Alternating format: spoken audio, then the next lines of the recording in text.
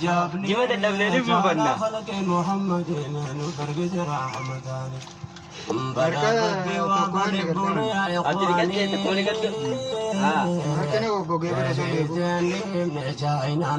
Zabnani Bonsa dikadu Nundar ka jadis lalahni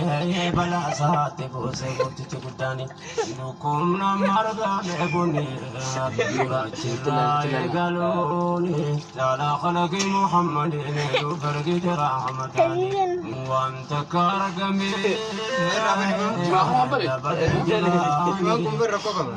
rabbi mulatu jamani abu jahanya